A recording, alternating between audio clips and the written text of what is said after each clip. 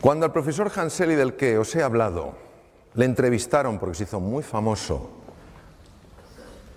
en una de las entrevistas de radio le hicieron una pregunta normal. Su respuesta fue singular. Estamos hablando de un fisiólogo puro que se pasó 25 años en laboratorios. No estamos hablando de un místico, no estamos hablando de alguien, de un filósofo, no estamos hablando de un gran humanista, hablamos de un biólogo puro. Le preguntaron, profesor Selly, ¿qué es lo que podemos hacer en una sociedad tan distresada? El distrés es el estrés negativo, como el de Margarita, el que daña. ¿Qué podemos hacer en una sociedad tan distresada para bajarlo? Contestación de Hanseli: ganarse el amor de su vecino. ¿Cómo es posible que este hombre fuera capaz de intuir cosas que se han descubierto muchos años después? Parte de la genialidad de él. Hoy en día sabemos que cuando una persona se encuentra con otra, con estos lazos de afecto, de cordialidad, de voluntad, de cooperación, automáticamente el cerebro produce una sustancia llamada beta-endorfina. Es un analgésico natural potentísimo. Capaz. Es como si tuviera algo y dijera, vuelve al centro, que te estás yendo. Capaz de reducir el dolor físico. Se sabe que es real, se sabe que es beta-endorfina real, no es algo imaginario, porque se bloquea con naloxona. Es decir, verdaderamente está bloqueando una molécula, es decir, el ser humano en el encuentro experimenta menos dolor. Imaginaos el impacto que tiene esto en medicina. Tiene un impacto tremendo. Yo trabajo en un tema con niños con patologías malignas y esto es una cosa que estamos trabajando muchísimo. Hasta qué punto el encuentro, el sentirte apoyado, etcétera, verdaderamente tiene un impacto en la reducción del dolor, ¿no? Bien, pero lo siguiente que tampoco sabía el doctor Selly, pero lo intuyó, fue que cuando dos seres humanos tienen esa voluntad de encontrarse, esa voluntad de cooperar, esa voluntad de colaborar, se libera en sangre una hormona llamada oxitocina. Las damas que estáis aquí diréis, esta hormona es mía. Yo soy mujer, yo he dado a luz, la lactación, todo lo que es el parto, la oxitocina, sí, pero también la tenemos los hombres y mujeres. La oxitocina es la hormona que se llama la hormona del amor, porque cuando tú te conectas con un ser humano, amistad, amor romántico, amor filial, lo que queráis, agape, amor como elección, la oxitocina protege naturalmente contra la enfermedad. Es un protector, por ejemplo, un protector del corazón y baja las cifras del LDL, del Low Density Lipoprotein, el colesterol, digamos, que se llama colesterol malo. Este es uno de mis maestros, el profesor Richard Davidson, dirige el centro más sofisticado en el mundo de imagen cerebral en relación a estados de silencio, estados meditativos, etc.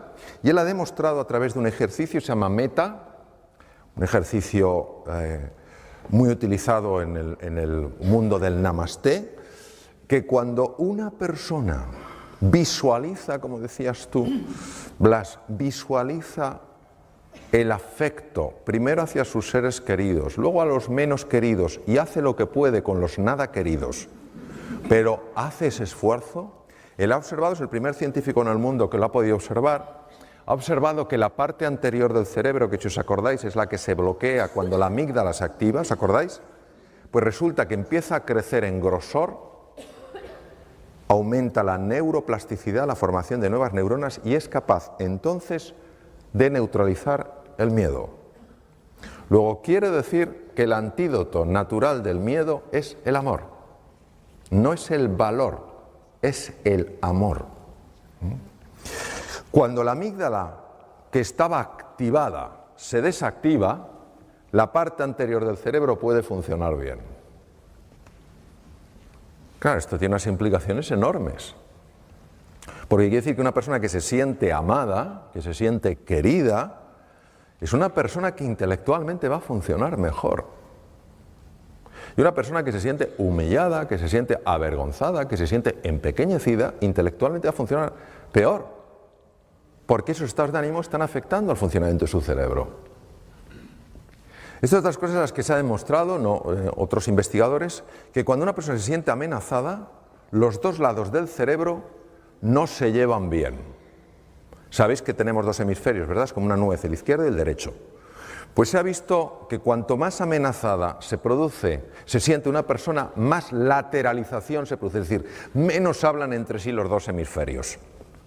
¿No os parece que lo lógico sería que ya que tenemos dos hemisferios, por lo menos se lleven bien? Parece de cajón. Pues no, se llevan mal. ¿Cuál es el problema? El problema es que el lado izquierdo, el hemisferio izquierdo, es muy bueno en unas cosas. Es muy bueno en razonamiento lineal. Esto me lleva a esto, esto me lleva a esto, esto a esto. Es muy bueno organizando, es muy bueno estructurando, es muy práctico, muy organizado, muy fiable en eso. Pero el hemisferio derecho es mucho más imaginativo. El hemisferio derecho además es el que tiene más conexión con el cuerpo físico. El hemisferio derecho es la puerta al inconsciente. Claro, nosotros necesitamos a los dos, necesitamos al soñador y al hacedor. Necesitamos al imaginativo y al práctico. Necesitamos a los dos. Cuando una persona se siente amenazada, los dos hemisferios se desenganchan. Curioso.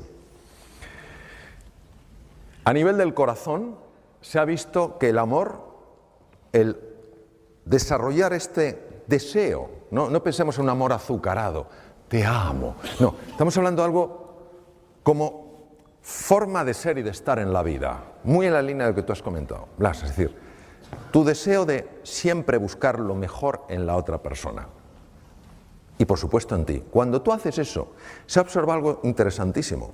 Nosotros para ver el ritmo del corazón usábamos el electrocardiograma, pero resulta que es muy vasto para medir la dimensión de la que os voy a hablar. Y ahora existe una metodología mucho más fina que permite ver lo que se llaman las alteraciones finas del ritmo cardíaco. Y observamos, por ejemplo, que cuando una persona está estresada porque se siente amenazada, aunque el electrocardiograma parezca normal, cuando tú lo haces mucho más fino, la lupa es mucho más precisa, observas las enormes irregularidades. Pero cuando la persona activa el otro sistema, el parasimpático, que es el que se activa en el encuentro, fijaros qué ritmo más curioso toma el corazón. Esto se ha asociado con mayor longitud de vida. Se llama coherencia cardíaca. La coherencia cardíaca hace que el corazón funcione mejor y el corazón tiene su propio cerebro, Emite un campo electromagnético hasta 3 metros de distancia, se ha medido. Y está alterando todas las células del cuerpo. Que el corazón funcione así está afectando a todas las células. El sistema parasimpático, que es el sistema del encuentro, opuesto al simpático, no es que el parasimpático sea bueno, es que cuando este está demasiado activo, ya hemos visto lo que pasa, la sensación de amenaza. Cuando el parasimpático empieza a dominar un poco el juego, aumenta la capacidad de hacer frente a las infecciones, porque se potencia el sistema inmune. Esto es muy importante cara a la enfermedad. Se reduce la producción de radicales libres. Veréis, un radical libre, nosotros sabéis que usamos el oxígeno para producir energía, pero pagamos un precio. Lo mismo que para venir aquí de Alicante ha habido que ir por una carretera de peaje y se paga un precio, y preferías no pagarlo, pero si no pasas por ahí, para poder utilizar oxígeno y obtener energía pagamos un precio. Ese precio es la producción de unas cosas que se llaman radicales libres. ¿Qué es un radical libre? El radical libre es una molécula muy inestable que le falta un electrón y necesita robar el electrón. ¿Cómo roba el electrón? Bombardeando otras células para robarle los electrones. Esto genera muerte celular, daño en pared celular, en membrana celular, envejecimiento temprano y mutaciones. Pues el encuentro, la activación del parasimpático, reduce la producción de radicales libres.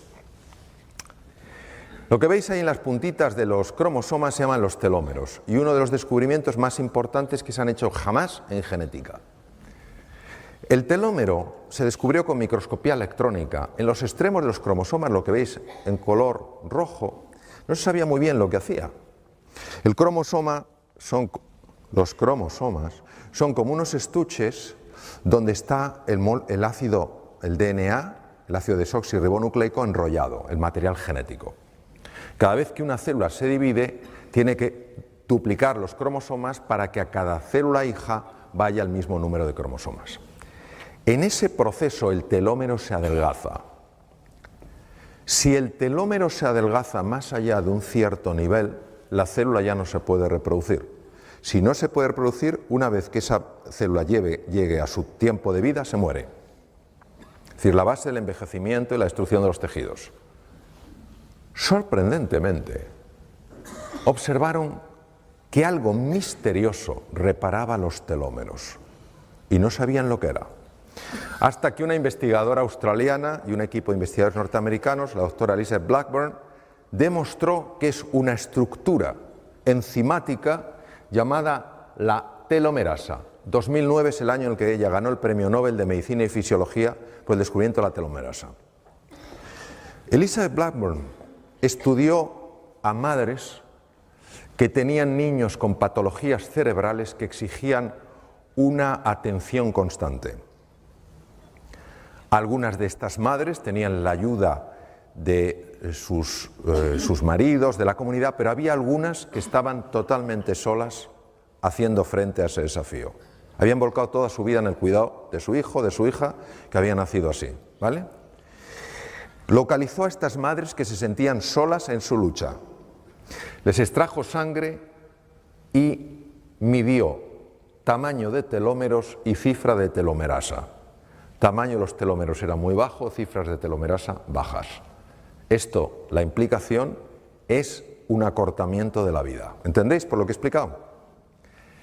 Se le ocurrió que a todas esas madres que ella había localizado de motu propio, ponerlas en contacto para que hablaran, para que pudieran compartir sus penas y sus alegrías, para sentirse comprendidas. De nuevo la presencia del encuentro, del amor. Meses después, Elizabeth Blackburn volvió a sacarle sangre. Los telómeros tenían longitud normal y la cifra de telomerasa se había normalizado. El centro más importante del mundo de investigación en monos, el mono que se utiliza ahora es el macaco, que es el mono que parece que ha hecho la mili, porque tiene el pelo como rasurado así, ¿sabes? Por el chimpancé ya prácticamente no se utiliza, lógicamente. Entonces, el centro más importante del mundo está en Estados Unidos. Hicieron la prueba de separar a monitos de sus madres y de sus familias y criarlos solos. Los monitos se volvieron muy agresivos y bloquearon la expresión de dos genes, bueno, un montón de genes, pero de dos familias de genes.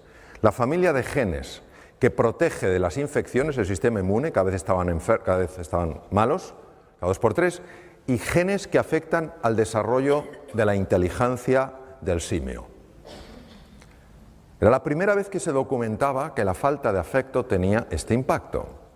Entonces eligieron una pareja de monos ya adultos muy cariñosos, muy achuchones, como vosotros los de Cambi, de abrazo. Entonces pusieron a esos monitos que no habían expresado genes de la inteligencia de simio ni genes del sistema inmune a interaccionar con estos monos amables y cariñosos. Meses después, estos monos habían transformado su conducta, mucho más sociables, los pequeños, más sociables, pero es que además les sacaron sangre y vieron que ahora sí expresaban los genes de protección del sistema inmune y los genes de desarrollo intelectual del macaco, que hace que resuelvan cosas que si no, no pueden. Impresionante. Es decir, nunca es tarde para amar y nunca es tarde para esperar un efecto del amor. No importa el pasado que una persona haya tenido. Ahora vamos a hablar de la importancia del silencio. ¿Por qué es tan importante el silencio? Es tan importante el silencio por lo ruidosa que es nuestra mente. Descartes, siglo XVII, padre de la filosofía racionalista, un hombre muy reconocido. Hay un joven filósofo, también francés, al lado de Descartes era un don nadie, hoy todos le respetamos inmensamente. Blaise de Pascal, Principio de Pascal, que tú de eso sabrás un montón. Principio de Pascal, fijaros lo que dijo Pascal. He descubierto que toda la infelicidad del hombre deriva de una sola causa, su incapacidad para mantenerse en quietud en su habitación. Y uno se pregunta, ¿de qué habla? Nuestra mente condicionada busca el control, el estatus y la posición porque se siente separada de todo. Y esa sensación de inseguridad, que no es la inseguridad del ser humano, es la inseguridad de la mente que maneja, que se llama mente dualista o condicionada, hace que para conseguir sentirse segura, se busque con desesperación el estatus, la importancia, el reconocimiento. Y ahí es donde entra la rivalidad, porque es una mente con una idea escasa del universo. Entonces, si yo quiero algo, te lo tengo que quitar a ti. De aquí viene la rivalidad.